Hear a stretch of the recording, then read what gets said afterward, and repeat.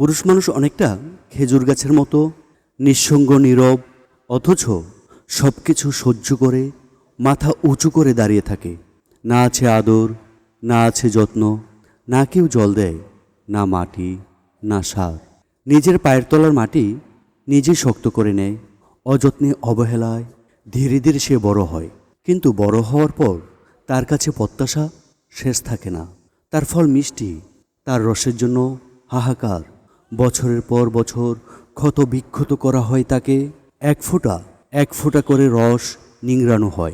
আরও, আরও, আরও চাওয়া হয় তার কাছ থেকে। শেষ পর্যন্ত রস যখন ফুরিয়ে যায়, তখন তার কদর ফুরায়।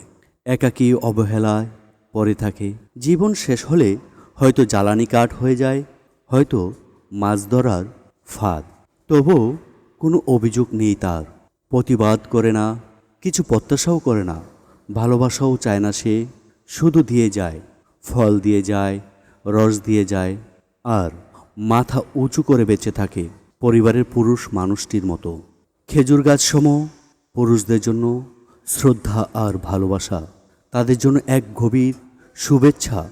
যারা দেয়, নিঃশব্দে সব কিছু দিয়ে যায়। সবাই ভালো, সুস্থ ও সুন্দর থাকুক। শুভেচ্ছা খেজুর গাছ সম সব পুরুষ মানুষকে।